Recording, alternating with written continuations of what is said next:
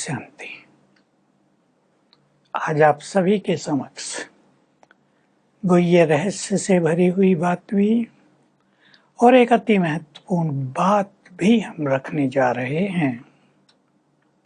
बाबा ने बहुत पहले से कह दिया था कि जब अंत आएगा प्रकृति के पांचों तत्व वार करेंगे, पांचों विकार वार करेंगे और भटकती हुई आत्माओं के भी बहुत वार होंगे, प्रकोप होंगे, वो भ्रमित करेंगी लोगों को। मैं आपको बता दूं, मेरे पास एक तो फोन रोज आ जाते हैं। बाबा तो हमसे बातें करता है योग में। एक को मैंने पूछा कि क्या बात करता है आपसे बाबा। मैंने कहा एक बात तो बताओ। कि बाबा ने कहा मुरली सुनने न जाया करो। मैंने कहा तो आपने क्या किया। मैंने बंद कर दिया भाई जी, श्रीमत मिल गई। मैंने कहा अरे भोली, भला भगवान जो रोज कहता है रोज मुरली सुनो, वो कहेगा क्या कि मुरली ना सुनो। दूसरे का फोन आया, बाबा मेरे से कान में बात करता है, पर मुझे उसके बाद पता नहीं क्यों डर बहुत लगता है। मैंने कहा भटक जाओगी, असली योग सीखो। ये खेल चल रहा इस समय भारत में भी कम से कम 10 जगह इस तरह बाबा के आने का खेल चल रहा है। ये बाबा नहीं होता, पहचाने इसे। आपने सुना होगा सीता के पास भी रावण राम का रूप रख के आ गया था। पार्वती के पास भी एक राक्षस महादेव का रूप रख कर आ गया था, लेकिन दोनों ने पहचान लिया, सेफ रह गई। बाबा के रूप में माया बहुतों को आती है। बाबा ये बात कहते थे। अब ये प्रकोप बढ़ता जा रहा है। जहां तहां आत्माएं भटक गई हैं, बाबा आ रहा है, बाबा आ रहा है, चलो। बाबा शब्द ही ऐसा है जिसमें बड़ा आकर्षण है और उसकी तरफ लोग खींच के चले जाते हैं।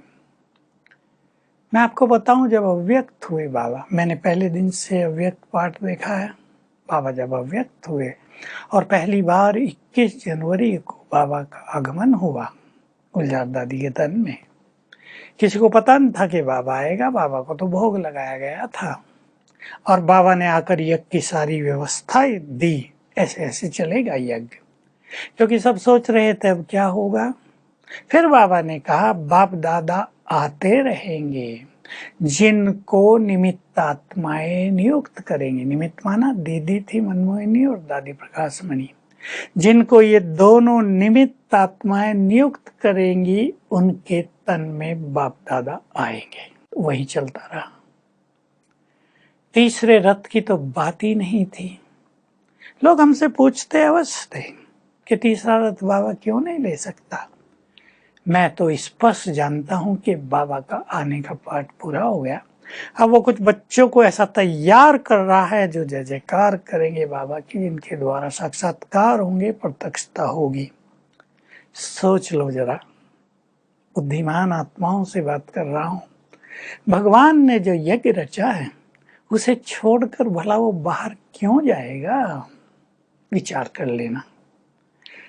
आबू महान तीर्थ बनना है, आबू प्रसिद्ध होगा, लाइट हाउस बनेगा, या कोई और जगह। सोच लें अच्छी तरह। भगवान कोई छोटी मोटी हस्ती थोड़ा ही है। कई लोग ये भी कहते हैं गुलजार दादी के तन में आ सकता है तो इसके तन में क्यों नहीं। बात तो उनकी लगती है कि बहुत ठीक बोल रहे, लेकिन कहाँ गुलजार दादी। जैसे कहावत है ना, कहाँ राजा भोज और कहाँ गंगू तेली।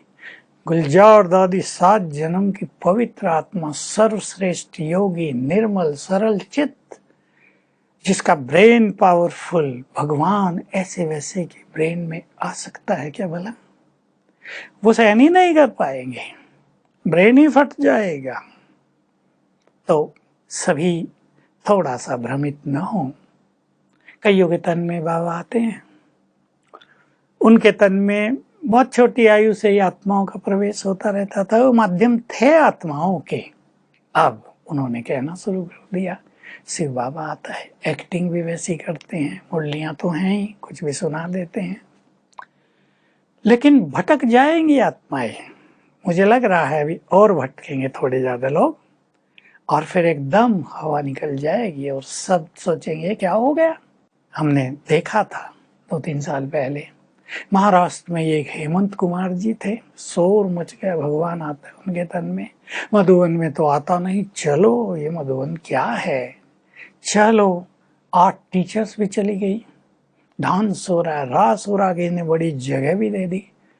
2 मास में हवा निकल गई, 8 का जीवन बर्बाद हो गया। किसी ने सुसाइड कर लिया, बाकी की शादी हो गई, कोई घर में जा बसी, रोते रहते हैं हमने क्या कर दिया, पहचाना नहीं भगवान को। सोचो, बाबा तो कहता है मुझे 3 पैर पृथ्वी भी नहीं मिलती, और वो कह रहे हैं अभी देखो भी ने 7 एकड़ दे दी, किसने ये कर दिया वो कर दिया।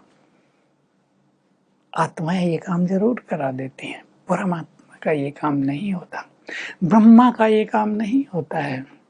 वो इस सृष्टि को, जो इस सृष्टि के नियम हैं उस अनुसार चलने देता है। विचार करना इन बातों पे। भला सोचो, भगवान इतना सस्ता है क्या कि उस बहन को जहाँ तहाँ ले जाएं। विकारी मनुष्यों के घर में जहाँ एक ज्ञान में चलता है, पर सेठ जी है, नॉन वेज बनता है, गंदगी से भरे लोग रहते हैं, कलियुगी, वहाँ बाबा को बुलाया जा रहा है। फिर दूसरे घर में जाया जा रहा है, पैसे जो मिल रहे हैं, फिर तीसरे घर में, इस सिटी में, उस सिटी में, भगवान को भी भटका दिया। क्या बुद्धिमान बाबा के बच्चे नहीं समझ सकते कि ये भ्रमित करने वाला रोल चल रहा है। मैं ये तो कहूँगा ये उस आत्मा का नहीं, उसके तन में जो दूसरी आत्माएं आ रही हैं ये उनका रोल है। मैंने तो बहुत जगह देखा ऐसे, बाबा आ गया है, एक विदेश की बात है, बाबा आ गए, कुछ आत्माएं पहले आ रही थी, बाबा ने कहा मैं आ गया हूँ तुम्हारी रक्षा के लिए, उन सबको भगा दूंगा, पर मेरे लिए 108 तरह का भोग बनाओ। ये बात हॉलैंड या पोलैंड कोई देश है उसकी है। मेरे को फोन किया, भाई जी बाबा आ गए, हम तो आनंदित हैं, 108 प्रकार का भोग बन रहा है। मैंने कहा क्यों? बाबा ने कहा है। भोग खा के कहा मैं बाबा नहीं हूँ, मुझे तो भोग खाना था। चलो भोग खाया, ओम शांति, जाओ भाई। तो इस तरह के रोल बहुत चल रहे हैं आजकल। आत्माओं का प्रकोप बुरी तरह से संसार को अपनी चपेट में लेता जा रहा है। ये बाबा ने बहुत पहले कह दिया था। हाँ, कोई अच्छी आत्माएं भी होती हैं, सारी बुरी नहीं होती। कोई ज्ञानी आत्मा भी हो सकती है, किसी कारण उसको शरीर नहीं मिला हो, एक्सीडेंटल में डेथ हो गई हो, कुछ और हो गया हो। ऐसी आत्माओं के पास ज्ञान भी होता है, उन सब देखा भी होता है, वो भी अपना पार्ट प्ले कर सकते हैं।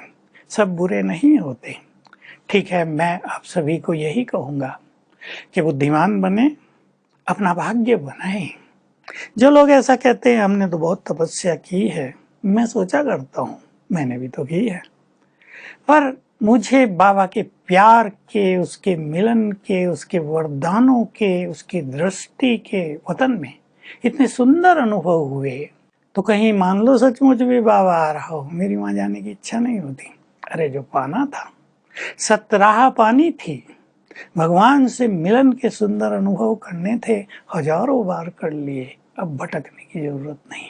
भटकते वो हैं जो सत्य की खोज कर रहे हैं अभी, भटकते वो हैं जो असंतुष्ट हैं, भटकते वो हैं जिनको किसी न किसी ईर्ष्या द्वेष रहती है, जो समझते हैं हमारी यहाँ तो कोई वैल्यू नहीं है, पर वो कभी ये नहीं सोचते जिस यज्ञ ने तुम्हें पाल पोस के बड़ा किया है, उस यज्ञ को तुम छोड़कर जा रहे हो। सोच लो अंजाम। मैं इतना अवश्य कहूँगा, भारत स्वतंत्र है, कोई कहीं भी जा सकता है, न मैं मना कर सकता, ना यज्ञ ना कोई और। यज्ञ में भी फ्री हैं सब, जो जहाँ जाना चाहे जाए, सब स्वतंत्र होते हैं। लेकिन बस एक ही नुकसान होगा कि बाबा की दृष्टि ऐसी आत्माओं से हट जाएगी। प्रचार भले ही वो कितना भी कर लें, और अब तो बाबा के यज्ञ में जय जयकार होने वाली है, ये बहुत आत्माओं को पता नहीं। जैसे सेवा शुरू करने से पहले 1950, 51, 52, 53 में बेगरी पाठ चला था, बहुतों को हटाना था बाबा को। मैं बहुत पहले से कहता था कि प्रत्यक्षता से पहले एक बार यज्ञ परीक्षाओं के दौर से अवश्य गुजरेगा। सो गुजर रहा है, भिन्न भिन्न तरह की परीक्षाएं हैं।